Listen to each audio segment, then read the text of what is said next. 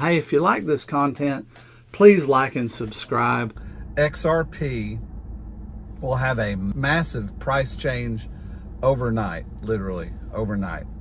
And not to say that the retail market won't be able to take it up to, I don't know, maybe $4 or $5. Because we have seen, was it up to $3 trillion that we've seen in the crypto space? I put in the description the price of 25,000. I don't know if it's going to be 1,000, 5,000, 25,000, 58,000, like the Forbes article that got canceled or pulled off the net. But nevertheless, of the amount, I believe it'll be all at once, and here's why. I had an insurance agency for many years, and so very acquainted with sitting down with people and selling things, overcoming objections. And if any of you guys are selling, overcoming objections is part of the sales process. Why this is such a great idea. Well, if I'm working for Ripple XRP, from what I understand, Ripple XRP has over 300 deals with institutions. That's probably enough for me to guess we're over the hump. Here's what I mean by that.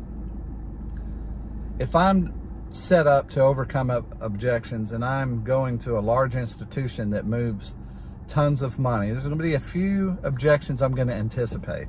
One is going to be the consideration of the price of XRP being at 50 cents, 55 cents, 35 cents, whatever it was when I went in. And the question of, well, you only got a 50 some odd billion market cap and 28.5 billion or whatever it is of coin. We move 50 billion at a time. You don't even have enough coin for me to even talk to. So then what's my response to that going to be? Well, it's not going to stay at that price. Because we're talking to you and many other people and y'all are going to put a bunch of money in. Oh, okay. Well, now let's say today I'm doing it and getting ready to go in and talk to somebody, and I've already got 300 some odd deals. It's not going to be a very difficult sale if it's all my partners. If you're speaking to me and I'm the bank and you got all my partners, that's what I mean by over the curve. It's just sign up time. This is what's happening, in my opinion, with XRP. It's just sign up time now. Just go and get them all signed up. So, and I believe that's why we are waiting until you are able to satisfy most or all of my needs.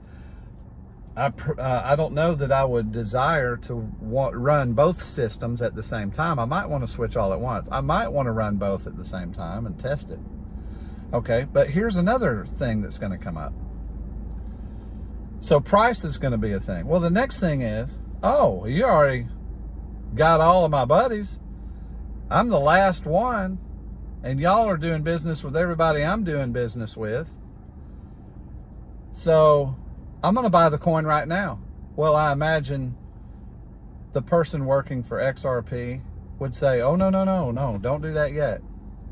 See, we don't want you to do that yet, because then the next guy has to pay a higher price, because after you buy, the price is going to move up. And then after he buys, and then we're going to have really a complete uncontrolled race where some of the people are going to be spending huge prices. So, and I believe initially XRP said it's going to have to be a $10,000 coin. So if that is in my toolbox to use, and I know we've also heard 25,000 to 37,500, and we've heard 50,000, and Forbes magazine said 58,000, and then tons of YouTubers and content makers have said all types of figures from there on out. So I'm going to use the $10,000 figure amount. I know I put in here 25,000 on the thing, but anyway, so I say no. We don't want to drive it up past $10,000, because then these other partners are going to have to spend way more than you, right? Now, what's my thoughts there? Well, I don't want one guy to get the giant advantage and make tons of money, and then some of my other partners, they didn't even get in on it, didn't make any. Maybe even they bought it the wrong time and lost money, right?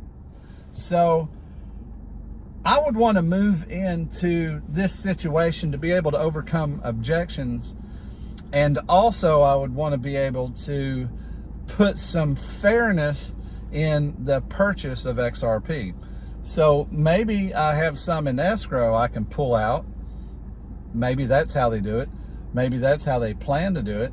Maybe it's just all of the coin that's out there or whatever's left they are going to offer to institutions. But I do believe that I believe it's going to be, well, wait.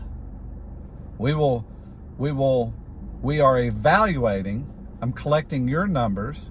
We're evaluating how many coin each person will need, and we're going to give you a deal to buy those at whatever the current rate is. What if this is see the logic behind this idea? So what we're first going to do is evaluate all of the money that's going to be moved. We're going to crunch the numbers and see how much that's going to be daily. It's going to have to be a positive flow. We're going to have more than enough so we don't get a crunch in case of some giant move. We don't want the system to be bogged down where there's not enough coin, because can't you agree right now there's less than $30 billion could be moved, because that's all of the coin all together. So it's going to have to be more than that. It can't be 50 cents. So I propose that this is possible.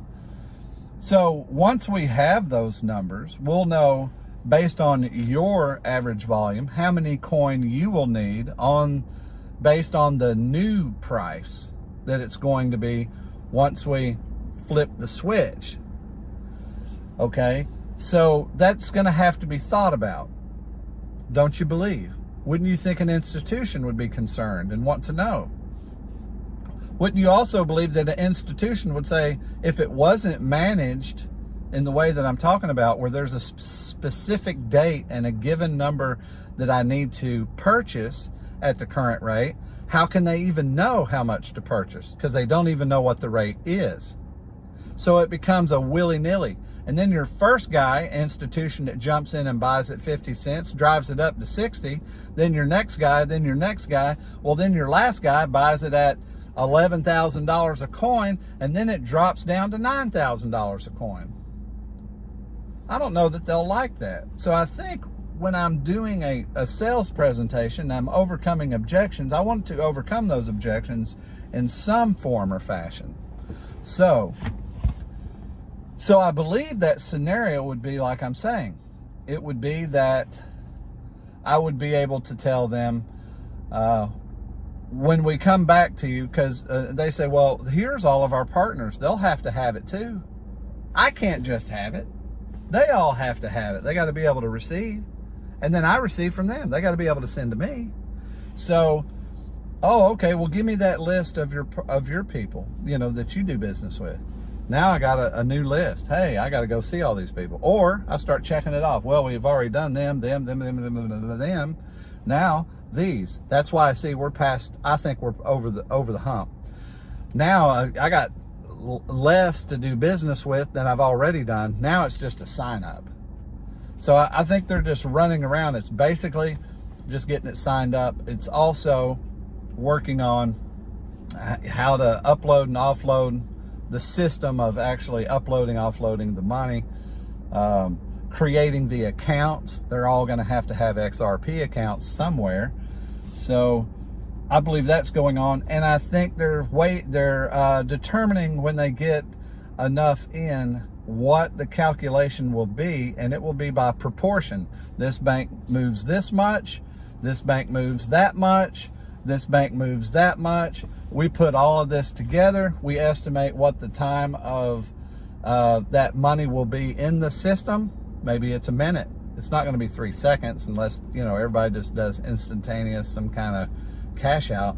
But even if it's 3 seconds, whatever it is, there's going to have to be there's going to be so many big transactions all at once. There's going to have to be X amount of coin so you don't run out of coin. So the coin's going to have to be big enough to handle that, and there's going to have to be more coin than needed. So they're going to want to probably dedicate a certain amount of coin for that particular job, and it's going to drive the price of all of the coin up, because us retail hold some too. So that's what I believe, and that's why I think the term flip of the switch is there.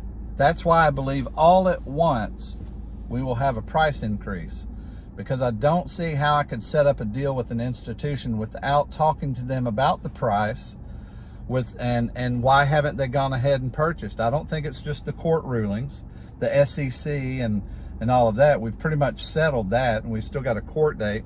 But basically all that's left over is if there's going to be fines or not if they're going to exist or not. So whether there's fines or not, that, in my opinion, doesn't even matter to institutions. So I think the retail market's decided, oh, it's just because of the uncertainty. It's not the uncertainty, in my opinion. Why? Because the IMF and the BIS has already decided by 2025, which means in 2024, that everybody's going to have to be compliant. Well, doesn't that also mean ready to go? If you're ISO compliant, it's the coin that makes that so. So you already have to be plugged in and having the ability to do, so you're compliant, but what? You think it's just going to be, we're compliant, but we don't have to use it? I mean, to be compliant means you have the ability to use it. So that's my argument, that if I'm Ripple or XRP and I have to present this to a company, again, I would have to overcome objections. And my number one objection would be XRP price. And then my first thing would be, oh, you already got all these people. I better buy it now. I want to make some money. So you see my point. So I believe they're being held off, and I don't think it has anything to do with the SEC. I think it has to do with the date that they're going to pull the trigger, which might be a floating date. It might be when they get all the deals signed and they get, basically. So there's the bank, and who's transferring the money? You got to have that system where you can type in your figures and send and receive. So that has to be, I don't know how easy that's going to be, or if it's already done.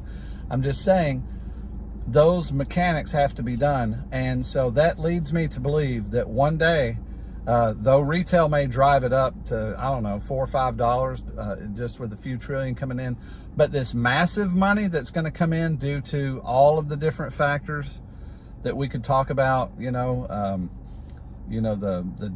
tokenization and all of the different things that are going to come into the crypto world. I think that could drive it up, maybe to $10 or something, but the thousands of dollars probably will be institutional money, and I think it will be all at once. Hey, if you like this content, please like and subscribe. The buyer that doesn't care if an XRP coin is $1.07 a coin, or if it's $100,000 a coin. Well, who in the world is this buyer? Well, it's the banks and institutions that are going to use XRP as a vehicle to move funds across the planet. So they want to send a giant payment to somebody. They don't care if they're buying 10,000 XRP that are worth, $100 a piece, or if they're buying 100 XRP that are worth 10,000 a piece. It doesn't even concern them. They're transferring a value. So they'll buy those XRP, and as the price is driven up, if it's bought on the market or from exchanges or however that's going to be purchased, it's going to drive the price up, and they don't even care because they're going to move that money. It's going to be sold on the other side. So if that was one bank, then this wouldn't be really an issue. It'd be like, yeah, that's a problem. But we're talking about thousands of banks and institutions doing this on a daily basis. One of my past videos has a spreadsheet on it, just look for the word spreadsheet in my past videos. I created a spreadsheet that broke down several of the banks and institutions that XRP has on board. I broke it down on how much money they send and receive in a year. I divided that by 365 days so that we have the daily amount that that bank will move. So you could break it down even further than that, I suppose, but I broke it down to the daily amount. Once you break down several banks and institutions that will be moving money daily, that figure is huge when it's thousands of banks and it's between the continents. I mean, it's between the nations of the world. That's going to make the average price of XRP, since they're buying indiscriminately, they're purchasing that coin in order to transfer it around the world and to move that value. They don't care about price, so they're buying it at whatever price it's going to need to be. And the price is going to be changing because of the number of coins there are. Doesn't it make sense? If you only have 50 billion, if you had 50 billion coins fully available and they were worth $1, you could only move $50 billion that day, right? So you would buy them all. Well, but they're not all available for you to buy. Of those 50 billion, who knows how many are available to buy? So when you start buying them to move the value that you have, you can only buy the ones that are available. Well, everybody will have that situation. This is such a massive price driver for XRP because that indiscriminate buyer is going to purchase those, move those, and those buying and selling is going to be taking place. This is why I believe it's going to easily be a 5-digit coin, could be 6, 7-digit coin. It just depends on how all of this stuff gets moved in. You have all of these locked coins that are going to be happening. It also leads me to believe, this is speculation, I believe they will stair step the value. They might initially set it at $25 and then see that that's not working, because the number one thing is going to be liquidity, isn't it? So they're not going to be where like, oh, we can't do it. They're just going to have to drive the price higher in order to accommodate the need. So it'll probably be stair-stepped. Maybe they'll see, man, we're going to have to set it at 25. And it's always going to have to be more than what they need, because they're not going to tap out. They don't want to tap out and then ruin liquidity and the whole thing, the whole project fail, right? That's not going to happen. So maybe they'll set it at $25 at some point in time, and then have to set it at 50, and then at 100, then at 1,000, and then whatever's going to accommodate the movement of the money that's in it and from that available fund. That is why XRP is different. And it's kind of the mystery of why XRP is different. I have some more opinion. To me, $1 XRP is still nothing. This is beginning stage. This is so beginning stage. It's still an extreme value. $1, $2, $3, $4, $5, in my opinion. In my opinion, these are still peanuts of what XRP is going to be. So I've kind of unwrapped and probably created more questions than I have provided answers, but that's the quickest answer I could give of why would I buy XRP with all of these other coins available. That 1,700 and something contracts that we know about revealed in the court case. We know many banks and institutions of the world. We know that the Bank of International Settlements has talked about XRP directly. We know they're trying to solve the problems of the world, and they're also creating in entire cryptocurrencies for nations. There's so much going on that I haven't even scratched the surface of, but that's a general outline. Hey, if you like this content, please like and subscribe. I appreciate you. I'll see you next video. The Decent wallet. Had several wallets. This is by far the best. It comes highly recommended. In fact, I love it so much. I want to get a link for you to be able to get it. Yes, it would support the channel. And what do they call that? You're a shill. You know, I don't care about all that. I think it's fun. I checked the wallet out for you. I do recommend it. You'll find a link in the description, and if you're going to get one, pick one up. Use my link. That's about it for today. Thank you.